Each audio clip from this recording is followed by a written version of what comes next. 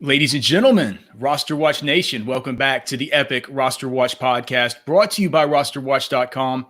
My name is Alex Dunlap, here today with the Trashman, as he wants to talk about some players that are surging up draft boards right now in our redraft leagues and mock drafts and stuff coming up. We also have some other stuff to talk about, but before we get into it, before I explain to you what I'm going to be talking about through the beginning of this show, I need to hit you guys up with an ask again. Again, I'm getting choked up just asking about it. We need more ratings and reviews. We need more ratings and reviews in Apple Podcasts. I see how many of you guys listen. It's really disgusting, the fact that we don't even at least have like 1,000 reviews right now in Apple Podcasts. So if you're listening to this, you're happy that we're getting 3 and 4 of these out a week. We have our admin, Jen, working her ass off to book good guests, get you guys good quality content. All we ask, if you're watching this on YouTube, man, give it a thumbs up, subscribe. If you are listening to this on Apple Podcasts, I'm being serious. Like our managers and our stakeholders in this company, when they see the numbers, one of the ones that they really look at is reviews in Apple Podcasts. So I'm just telling you that. And decisions are made for how we allocate our resources and what we do with this kind of shit based on that. So if you want more of this content, the best way to get it is to give us a rating and a review on Apple Podcasts. So please do it. Don't be a freeloader and a jerk.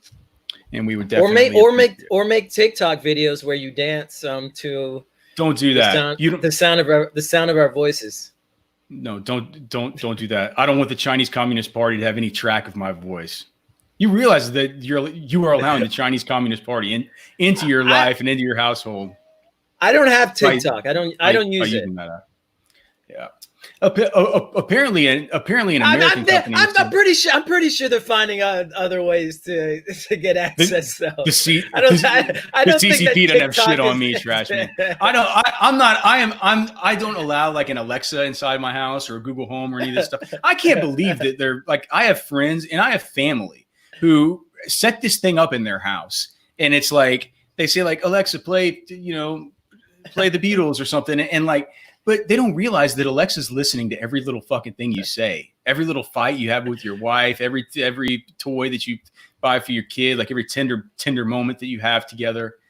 Somebody's listening. If they're listening on me, it's just me, talking to my dog. So I don't think they're getting anything good. Half the time, I'm just talking to my fucking self too, mumbling about something. Mom was just, God, these goddamn freeloaders won't give us any reviews on Apple Podcasts. No, I'm paranoid. Have you seen that show, The Americans? No, I don't watch. It's a great show. It's over now, but it's about Russian sleeper spies in the 80s in the U.S. Is our hope for Keyshawn Vaughn over now? Now that Gina Lane says he's a backup? No, you're fine. Okay, so all right. So what the word is? Go ahead. What the word is that Jenna Lane of ESPN, our good friend, one of the epic hustlers that has come up with us here in this industry that we know and love, she is saying that Keyshawn Vaughn is going to begin the year as a backup. It's Dario Gumbawale's job as the sort of the pass catching receiver. Ronald Jones's job is the sort of the first and second down between the tackles, grinder, slasher, and Ronald Jones now up to 225 pounds. Is that different than what you were expecting? I mean, yeah, he's a rookie. I mean, I don't expect him to say he's going to be the immediate starter. Where is that happening? Where is that happening on any team? It'll happen with Clyde Edwards-Helaire probably. But where do you hear that conjecture on any team? It's not that shocking to me that they would say something like that. I mean, I don't. Starting the year as a backup is different than saying like he's going to be competition. Jonathan Taylor, J.K. Dobbins, Clyde. You hear that with some of these rookies that have fallen into good situations, or some of these rookies that are just good, right? You don't even hear a beat writer coming out and saying something like, even Joshua Kelly is going to be, Justin Jackson's backup. or anything. Like they're brought in as competition. We'll see what happens in camp. And I understand that the truncated preseason, the fact that these guys haven't had any time to practice with them. And look, I think that's the biggest issue. With Brady, I get it too, because clearly, he needs a James White. He needs a bulldog back there as a pass protector. And that's what James White was. We said it about him dating back to his Senior Bowl. And whenever you look at it's so funny. I know that Mike Florio at Pro Football Talk has talked about this a bunch, but I can't believe that Tom Brady has come out now and he's tweeted, that the NFLPA and the NFL need to get their shit together about safety protocols. What a hypocrite he is. After just saying, fuck the NFLPA, I'm going to get together with all these guys and we're going to practice together, even though the NFL said no group act. NFLPA said we recommend no group activities among players, all this stuff. And then you see videos of Tom Brady and Chris Godwin and Mike Evans out there all, throwing the football around, giving each other wet willies and swapping spit. It's just fucking unbelievable. But what video are you watching? I could see them doing it. Trash man, that Brady kisses his own son on the mouth. Has your dad ever? The fuck no. Has your dad ever kissed you on the mouth? I don't know if my dad has ever kissed my mother on the mouth. I've seen your dad. I can't imagine that dude kissing you anywhere. But no, he kisses his own kid, his own boy son on the mouth. It's very European. Like Byron says, it's sort of like what the intelligentsia, or like not, what is it?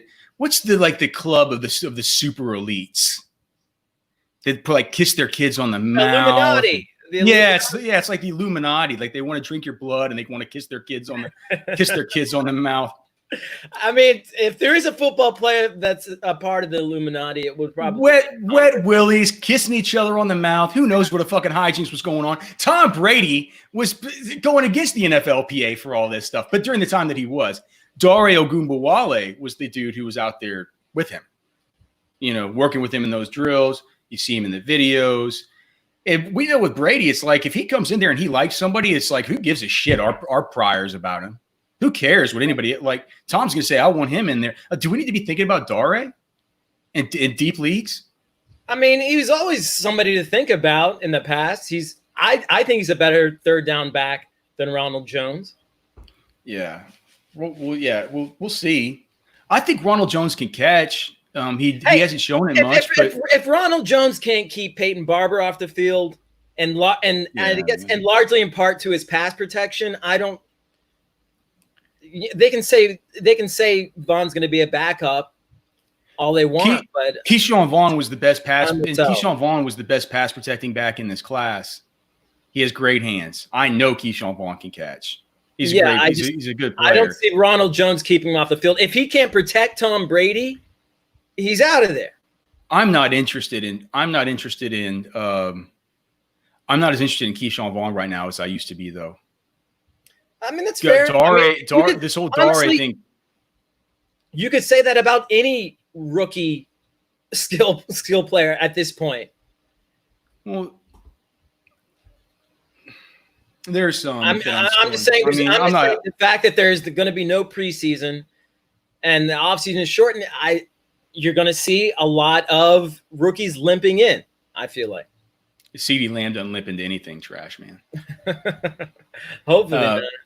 I made this tool. It's available at RosterWatch.com. I'm not going to run a simulation using the cheat sheet. Of course, you can find the cheat sheet at RosterWatch.com. The revolutionary cheat sheet that changed fantasy football forever is back only at RosterWatch.com. 3 simple rules. That's it. 3 simple rules. It could not be easier. An expert quality draft is guaranteed when you use the RosterWatch cheat sheet, available now at RosterWatch.com. I'll have version 3.1 up soon because there's a couple of changes I wanted to make in 3.0, actually based on some observations as I was going through the wide receiver strength of schedule, and also this new tool that I just made. I got the harebrained idea to start making it just yesterday, and it's like a Vegas tool, trash man. But it's does that mean that there's hair growing out of your brain? Yeah, I believe when you're, or is it HARE brained? Like you got the brain of a little rabbit. Are rabbits smart? Are they considered smart within the animal kingdom? I just thought that they had a lot. They're smart enough to have a lot of had a lot of progeny. Yeah, well, they're smart enough to do that. Is that take smarts? Oh yeah, spread the old genes. That's evolution, baby. Pearl Jam wrote a song about it. I think they were being harebrained. That's a good song. Okay. 2020 Vegas player props and implied season-long fantasy points versus ADP for wide receivers. Now, what the hell can that mean? It seems harebrained. But what it is, except in the way that whenever you make these things, you definitely don't have a lot of sex. It definitely doesn't help you have a lot of sex. So I wouldn't know. You've never made this type of tool. All right. So the basically here's what it is. Let me just see if I can explain it, because I tried to write it earlier and it's cockamamie. But it's like, okay, so we've gone through a number of various online sports books to gather receiving yards, receptions, and receiving touchdown props for each wide receiver that has a top 55 ADP. And when there were differing props across the sports books for any player, we used either the prop that's used with the greatest frequency. So like, let's say, somebody had like a 1100.5 receiving yards prop at like 3 different sports books, and one other one had him at like 1155. We just used the 1100.5, right? Because that was the one where he had the most.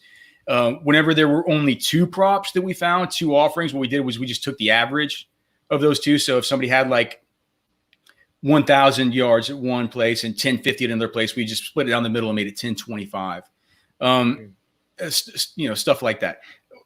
For a lot of these guys, though, sports books would not offer just the total receptions on the season, like a receptions over under, a receiving yards over under, and a receiving touchdowns over under.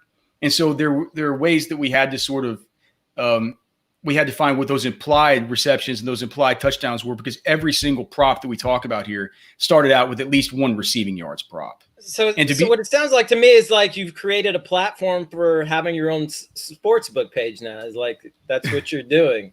You've got it all wrong. I'm doing a bad job explaining it. Whenever we take that receiving yards number, from there you can extrapolate out what the implied totals are for the other categories. So for receptions, all you need to do is just divide the total receiving yards prop by the player's projected average yards per reception that we have projected for 2020, right? And that way you get the receptions. For receiving touchdowns, it's a little tougher. What we did was we took the player's receiving yards prop as the numerator and the average receiving yards per touchdown scored on his current team in his current situation, normalized by averaging that with the 2019 NFL wide. It was basically in 2019, a wide receiver scored 1 touchdown for every 162 yards that he had receiving, right? And so we normalized with that 162 yards. So basically an average of how many yards on his current team in his current situation per receiving touchdown, averaged with the 162, take that and you use that as the denominator, right?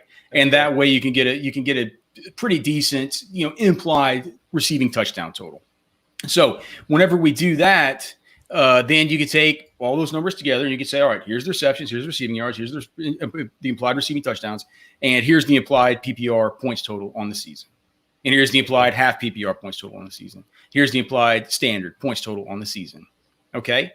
Then what you do is you take the ADP, right? And you sort by the implied totals. And you can compare what the ADP is to what the implied totals are and see where the greatest differences are. So where the values lie. Because let's say that somebody like the Vegas sportsbooks would imply that this guy should finish 17th, but his ADP is 29. So that's like a 12-spot difference, right? I wanted to find out the guys who have the biggest differences for the good and the guys who have the biggest differences for the bad. It could help us at least identify. So was Kenny Galladay your number 1 receiver? He's way at the bottom for PPR. The sports books think that Kenny Galladay I'll show everybody here. If you're listening, you can get a pro membership at RosterWatch.com to check this out. But I'll show the people here on YouTube just a little what this sort of looks like, and you can see here. So if you look at look at this sheet, so you have here like the PPR. This is sorted by PPR, right? And so the best difference is like 11 spots. And it's Devonte Parker, who has an ADP of 26. But if you just look strictly at his props and his implied receiving touchdowns, his implied receptions based on his history, based on this 1090.5 receiving yards prop that he has, he would be wide receiver 15. That's an 11 spot difference, if that makes any sense. And just onto the side here, it's the same for half point PPR where you can look here, the same for standard where you can look here. So I think it's a really cool tool. We'll just talk about it here for some of the players at the top. Is it pretty PPR straightforward and showing like and having some sort of hierarchy and ranking of those players, just like an overall like number? Well, so, all right. What do you mean an overall number? I'll just pull it back up and you can just tell me, like, you can see it when I pull it up, right? Yeah. Okay. So when I pull it up, I mean, so I mean, I guess is it implied that ranking that we see there is basically listed in order of value? Yeah, no, I mean, basically the ranking that you'll see here is this under this where it's diff. It's just difference. The difference. Like, so these are positive differences. So like this guy is 11. So that's the most important aspect of that table. Yes, this right here. Or if you're looking at half point PPR, so this right here, and that's why I've color coded these ones in green, where the best are the green and the worst are white. Okay. So that's how that goes, and I'm sure that was just riveting radio for anybody listening on the podcast. But regardless, we'll just talk about these. The guy at the very top, like we said, Devonte Parker. Just what are your thoughts on there with that? If we just went by his Vegas sportsbook median projections and against everybody else in the top 55, and I should mention that out of this group, there were not props available anywhere for these 6 players: Will Fuller, Deebo Samuel, Mecole Hardman, Emmanuel Sanders, Preston Williams, or Sammy Watkins. So it's the top 56, but without those 6, it's just the top 50. Devonte Parker, just up at the very top. I worry a little bit about him, Trashman, simply because he just has such a tough schedule, especially to start the season. He's gonna have the New England Patriots in his first game, so he'll have Stephon Gilmore, and then he will have the Buffalo Bills in his second game, so he'll have Tre'Davious White. He could be slow out of the gates. Do you think? What do you think? 1090.5 for Devonte Parker, and it looks like for PPR he's the biggest value if we're just talking about this one metric. Do you like him this year? I mean, do you worry about guys like Preston Williams coming back, Jakeem Grant? I think Albert Wilson's still there. 1090. It makes me excited for Preston Williams. I mean, I think that's value there to be able to get Preston Williams later. I mean, and if you're saying too, then like Devonte Parker ADP actually isn't indicative of where he should be drafted. So, I mean, I guess he's right now, he's around guys like Stephen Diggs. Who? Kyler Devonte Murray. Parker? Yeah. He's always around like DJ Chark too. But he's always around DJ Chark, right? Yeah. I'd say that's probably about where he should be then. I mean, he's a little bit behind DK Metcalf. I mean, DK Metcalf should actually have a better season this year. He had a great season last year, but should score more touchdowns this season. Metcalf's prop is awful. It's not good. We could talk about him. I mean, I don't know if he's one of the worst, but like, yeah, he's actually the second worst on here as far as what his prop would imply versus where he's being taken, which is something we need to, you know, we have our own projections. You know, I like to see how the sports books project these guys as far as median outcomes. Everybody who's on our site knows that that's something I'm always interested in kind of digging around with. And it kind of sometimes opens my eyes to blind spots I might have. Like Jameson Crowder, if we were to just look solely at what his current ADP is at 41, he is number 32 among these guys. So that's a difference of 9. I mean, the sportsbooks have him pegged for 825.5 receiving yards, which would imply, based on his previous total, 75.5 receptions and 5.5 touchdowns. It seems like, he's a great value along with these other two that are 9 spots above their ADPs based on their finishes here in PPR via the implied sportsbook total. Sterling Shepard, 69.5 receptions for 79.5, 795.5 yards and 5.5 touchdowns. And then this one, Tyler Boyd. See, Sterling Shepard's kind of dubious to me just because we really haven't seen those receivers with all of them healthy on the field at the same time. I get it. I'm not that excited about Shepard. What were you saying about Boyd? Boyd too. I'll get to Boyd, but just talking about the New York Giants wide receivers. One thing to mention is that Darius Slayton is going the highest of all of them, and I love Slayton, but the sports books, when they're breaking off their projection shares and their target shares and stuff like that, they're giving him hind tit. Speaking of harebrained, I guess maybe they're going off of volume or what they think the volume will be. Yeah, it's just that's the volume. Yeah. We can talk about that in a minute. And then Tyler Boyd, wide receiver 31 by ADP rank would be wide receiver 22 via his implied total via the sports books. The sports books median outcome here, 950.5 receiving yard over under, which would and actually he has an 84.5 reception prop. That's not implied. That's just his prop, along with 5.5 touchdowns. So that would be good for wide receiver 22 overall. I mean, AJ Green is up here too as a guy who's 5 slots better than his ADP. To me, I'm not sure that means I'm going to go all in on Tyler Boyd or AJ Green. I've certainly loved getting AJ Green. Their ADPs are only 3 or 4 spots apart, and I feel more comfortable with AJ Green as a true number 1. And Tyler Boyd, a lot of his output last year was based on the negative game scripts that the Bengals were in. He just doesn't score touchdowns. Yeah. He just doesn't score touchdowns. The other thing is too, I think I need to we need to move Joe Burrow up some. Okay. Right? He's going to be able to do it with his legs. And also, if we're expecting Tyler, these are two. We're expecting 2,000-yard seasons.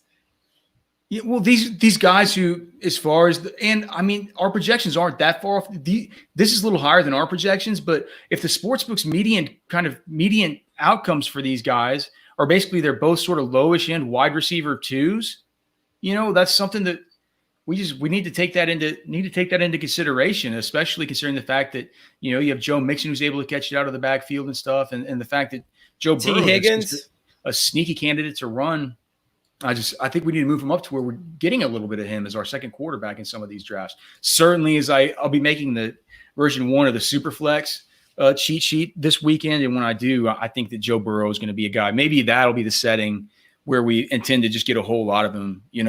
Sort of a second quarterback by committee type of deal, where you could have your one guy you get at the beginning, and then later on, hopefully get a Matt Stafford and a Joe Burrow or something like that. That would be excellent. I think. I personally think. Okay. Some other guys here at the top. I was surprised to see Cortland Sutton have a 68.5 reception, 1,050.5 yard, and 8.5 touchdown prop. That's 5 slots better than what he would have been. He has an ADP of wide receiver 18. these props would imply that he would be wide receiver 13. Can you buy into it at all, Trash Man? They have Jerry Jeudy down as a 61.5 reception, 800.5 yard, and 5.5 touchdown contributor.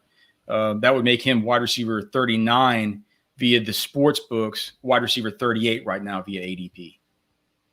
Is Cortland Sutton too? Are the books too high on Cortland Sutton? I tend to think that they are.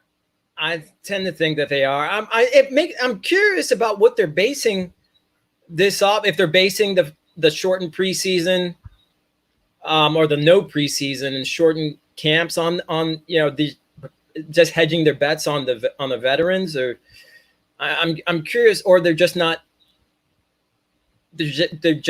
including enough of this new rookie information. Yeah, I mean, I don't know. It's like you could see it being either, right? Mm-hmm. You could see it, or you could see those two things. You could see those two things as confounding topics, right? Like you could see those two things as because on one hand you have the fact that, hey, do they not realize that Jerry Jeudy's awesome? Do they not know? Yeah. Do they not get it? And then on the other hand, you say, well, maybe they do realize that he's awesome, but maybe they also realize that it's gonna take an acclimation period, and Cortland Sutton's already there, and he's the established alpha, for at least for now, even though Judy's the better prospect. How about these guys who are down here really bad? Trash Man, Kenny Galladay has an ADP of 7 overall. These props would imply a wide receiver 16 finish for him, 64.5 receptions for 1,125.5 yards and 7.5 touchdowns. Does it make you worried, or do you just not care? You want to tell the sports books to go ahead? I'm not. I don't care about that. Okay. He led all receivers in receiving touchdowns last season. And that's with Matt Stafford only playing 8 games. We talked about Darius Slayton getting the harebrained hide tit here from the sports books as far as their projection share for him. He's way down here. Christian Kirk is just really far way down here. I couldn't believe. Do you know what I couldn't believe? Just looking at this sheet, Trash Man. I'm gonna have to pull it up. But what do you think Julian Edelman's biggest touchdown season ever was? I would say 8. It's only he's never had more than 7 touchdowns in a regular season. Can you believe that? But anyway, with Rob Gronkowski catching all those touchdowns, that's the guy who made me think about that was actually Christian Kirk, because he's way down here on the list. And I was looking over him, and it feels like he's had flashes during his career, but Jesus, I mean, he's only had 590 yards, 709 yards, and 3 touchdowns per season so far. So I thought the 4 touchdown prop for him was a little bit generous, considering that DeAndre Hopkins is coming in. Regardless, he's way down here. DK Metcalf is the second to the bottom. His ADP is wide receiver 21, but his implied wide receiver finish would be wide receiver 33 if we were basing it just on the sports books, which is a 12-point difference. Finishing out the very worst as far as this tool goes, you hate to see it, except for the fact that we haven't owned him. We've talked about how he has a scary ADP. Is Aj Brown, current ADP of wide receiver 16.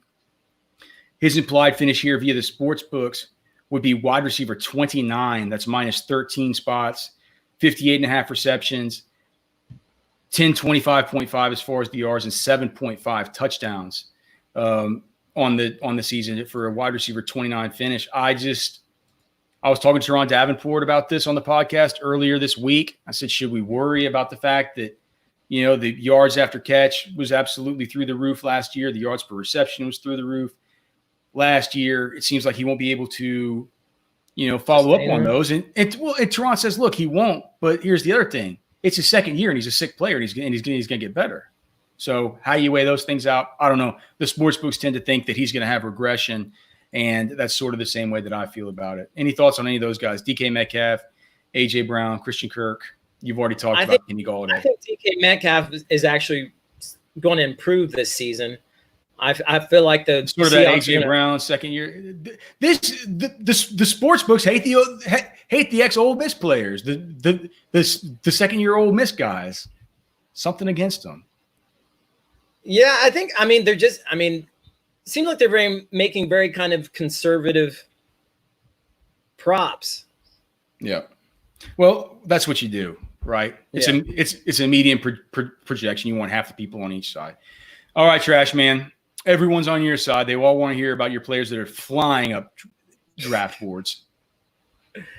I don't know about flying, but moving up. Can we take a quick minute here?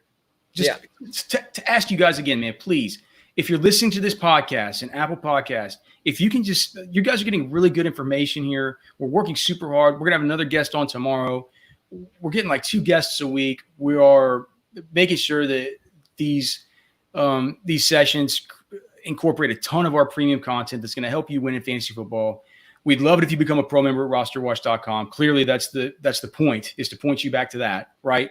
But if you're not, or even if you are and you want to help us out even more, and you want more of the podcasts, just realize that we have marketing guys and we have stakeholders in our company who look at the number of ratings and reviews in Apple Podcasts to decide how much of the human capital resource of me and Trash Man and our admin Jen with booking the guests and Byron, et cetera, are going to allocate into these YouTube videos and into these podcasts. And so just so you know, if you want more, please go and review and rate the podcast in Apple Podcasts. It would help us out. It'll help you out to get more content.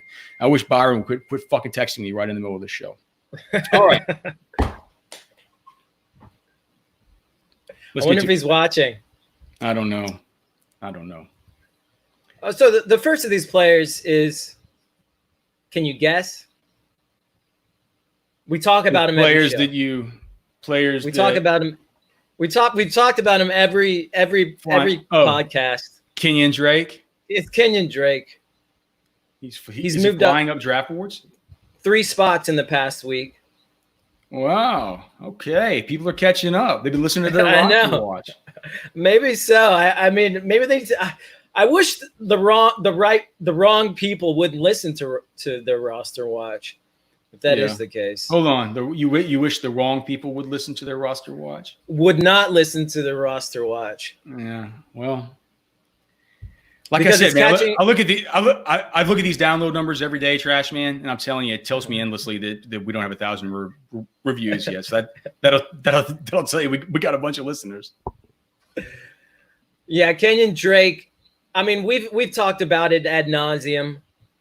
He's got top 5 potential, and he's being drafted as running back 9 right now. And it seems like every week he's moving up.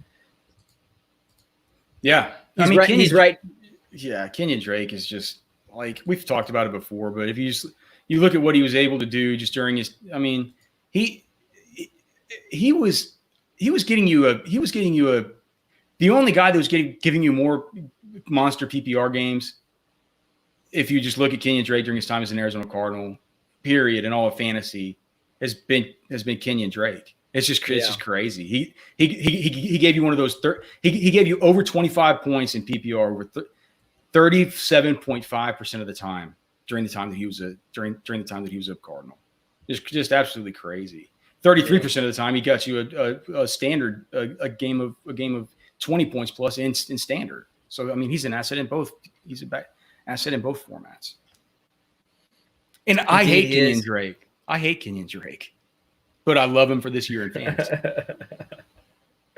I don't hate him, and I do love him in fantasy. Somebody else who I haven't really thought that much about in fantasy, but people seem to be getting more keen to, and that's Robert Woods of the Rams. He's flying up draft boards. We've talked about his schedule, Trash Man. What has he moved up to? What is he? I wouldn't say he's flying, but he's being evaluated in the realms of a Calvin Ridley. I